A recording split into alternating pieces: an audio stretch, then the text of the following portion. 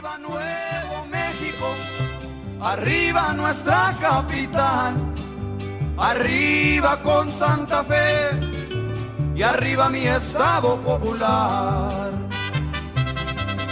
Y arriba Nuevo México, sí señor.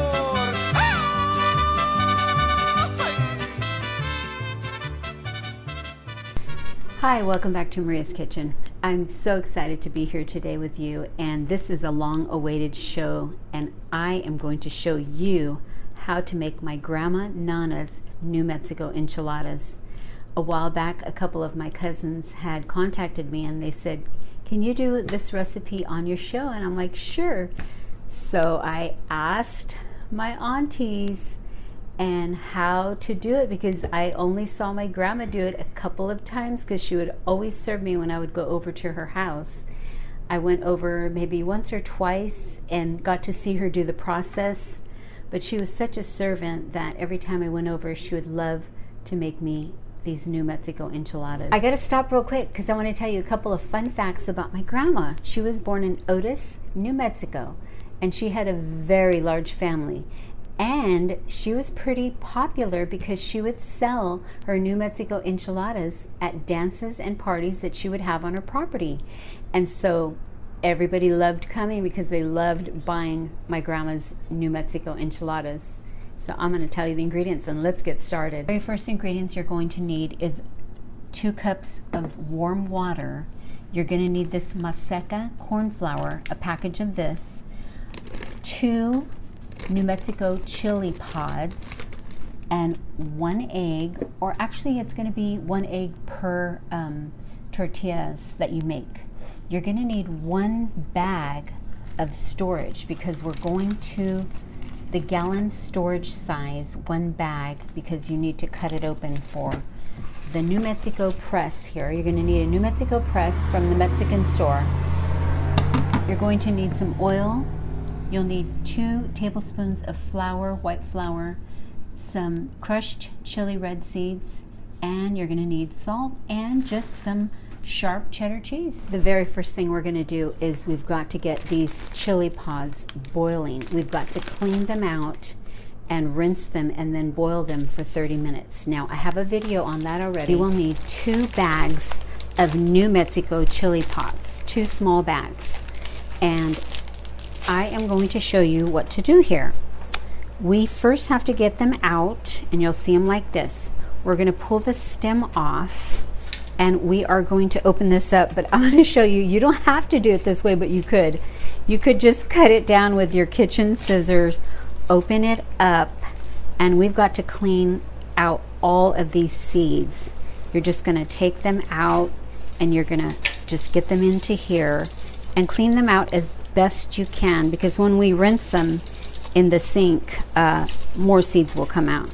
So you're cleaning the entire inside here, and it will take a while.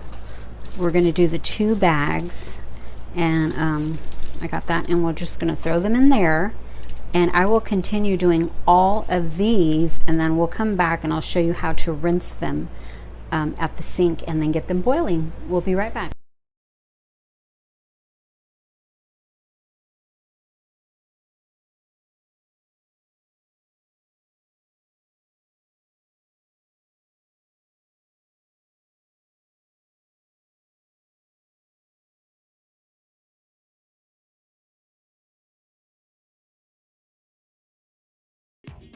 So we're at the sink now, and we are going to rinse them. Just go ahead and turn the water on, and we're going to rinse them. I'm actually going to put my pot in here so you can see. We're going to rinse each one and inside and out so that they're clean. Just rinse them real quick. Take out the rest of the seeds that you couldn't get. I mean, if a few seeds stay in, it's going to be fine because they'll blend. You don't have to be like really perfect about the seeds, but the more you can get out, the better. So we're going to continue to rinse all this, and then we're going to put them to boil. So I rinsed all of the chili pods, and I put them in a pan of water. Make sure the water is pretty full. I'm going to put it on high to begin with. We're going to go ahead and boil this for 30 minutes. You can start it out on high until it comes to a rolling boil, and then you're going to let it simmer on a medium high for 30 minutes, and we will be back. So it's been about 35 minutes and it is done. You could just pierce and it's really soft. And now we are going to, I let it cool down for about 15-20 minutes. You don't really have to, but I mean, because if you have a good blender that does hot stuff, it'll be fine. But here we are. So now I am going to get and do it in batches. You're just going to grab it like this, put it in there. Don't stuff it too much. I mean, unless you have a good blender. I'm using my small cup, and we are going to blend this. You're going to want to get some of the juice so it's not too dry, that good juice that we used. And then we're going to put the lid on, and you're going to see how pretty this sauce is going to come out.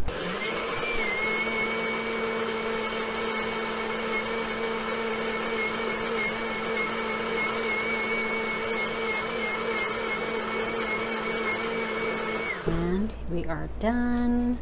I'm going to go ahead and put it in here. You're going to take the lid off, and look at how beautiful and red this sauce is. Gorgeous. And you're going to just keep blending till you are done. And let me see. Do you see it? Oh, it's so red. Beautiful. The enchilada sauce is ready. It's blended, and all of the chili pods are blended beautifully. I had to blend them a little while, and if you need to strain it if you don't have a very good blender. First thing we're going to do is turn this pan on, and we're going to make a little roux to thicken the sauce up a little bit. So I'm going to get started over here. I'm going to put 2 tablespoons of lard melted. We're going to put the 2 tablespoons of flour, and we're just going to cook down the flour a little bit. We're going to make like a little roux. Got to cook the flour a little bit on low. We've got it on low. Just want to stir it around just till it browns just a little. Now we're going to do this, and then we're going to add in the red sauce. So I'm letting it cook down for a little bit. Want it to get cooked in a little brown, cooked out white. This is going to thicken the sauce, but we're going to add a little water also. So here goes the sauce. I'm going to pour it in. I'm going to pour all the sauce in, stir it around, and we'll see if it needs a little bit of water. We're going to let it thicken up. This is the enchilada sauce here, the New Mexico enchilada sauce. And you're going to want to put it on a medium. We want to get it to a little boil. And as it starts thickening up, we'll put a little bit of water. And I'll be right back. Okay, it's boiling and it's getting thick, so I'm going to add a little bit of water. Maybe about, I'm going to say about a half cup. We want it to be nice and smooth, but not too thick, but not too runny. So a nice smooth. So we're going to let that simmer. Now I have to tell you something. The only thing my grandma added in was salt. So I'm going to add about, we'll start with about a teaspoon of salt. Put it in. We're going to stir it around, and then you're going to have to keep tasting it to see for your preference what you like. So I'm starting with 1 teaspoon of salt. And we're just going to let it boil for a little bit, and then I'm going to come back and we're going to get our tortillas started. I got to stop to get a drink. It is warming up here in the kitchen, and make sure you set time aside for this because this is a process. Now we are going to go and make our corn tortillas. So the first thing you're going to do is get your comal on. First, you've got to get the gallon size baggie. This is what I do. I actually get the gallon size baggie and I cut the top off with scissors. Then you notice that it's like this. I cut the sides and it opens up into a beautiful bag. We're going to need this to do the tortillas on. So do that first and I'll be right back. Okay, we're going to need 2 cups of this corn flour. I've got 1 there, and then we've got 2. And you've got to have warm water. I've got warm water here. We're gonna use about 1 cup, and let's do 3/4. And all you're going to do is just start mixing it with your hand. My hands are clean. And you're gonna start mixing it, and you're going to get it together. You wanna get it together. It'll start combining. Looks like I need a little more water, about another 1/4 cup.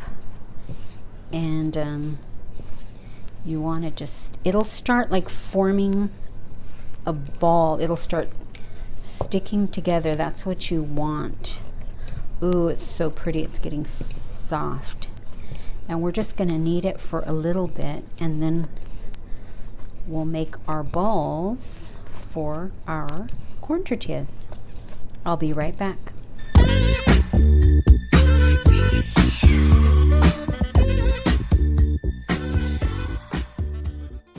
So I'm rolling these, and these are bigger than a golf ball, a little bigger than a golf ball. And I'm on the last 2. I'm just rolling them. Some of them might come out a little smaller. It's fine. I want to let you know you can put a damp Scott towel or a damp dish towel so they won't get dry. Okay, we've got our dough on here, and now you want to put it a little backer because it's going to press up. And you're going to fold this bag, and you're going to push it down like this, and you're going to press. And we can lift it up and check it out. I want it a little thinner, so we're going to keep going. Just press it a little more. And this is perfect right here. This one right here is perfect. I like them a little thinner, and here it is. I'm going to put it right on the comal, and we're going to leave it for about 30 seconds on that side, and then we'll turn it over. You'll see the edges start to come up. About after 30 seconds, you'll see bubbles. This is the last one. I made a big stack over here already, and so I'm going to take it off, and we're going to start cooking our enchiladas. It's the finale. We're ready to put the enchiladas together. I already made a little egg over medium, and so that's going to be the top of the enchiladas. So if you already want to make an egg, or you can make it later, but I just want to top it on top when it's done. The first thing you're going to do is put some oil in a pan. I have it on low. You're going to get the tortilla, and you're going to put it in the pan, and we're going to fry this just a little bit. Then we're going to dip it in the sauce, and then we're going to put it on here. So just fry it for maybe 15 seconds on each side. I'll be right back. Okay, I've got the enchilada in there. We're pulling it out. And these enchiladas are the kind that you stack. I'm going to try to get it in there without making a big mess. These are the type of enchiladas that you stack. And once you get it out, you just put cheese all over it. And then we're going to get another one and put it on top, and I'll be right back. I'm going to put it in here, and we're going to,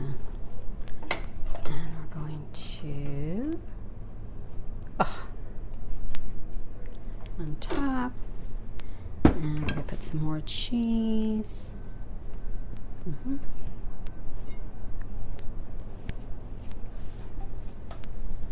I got another one in there. Okay, look how beautiful this is.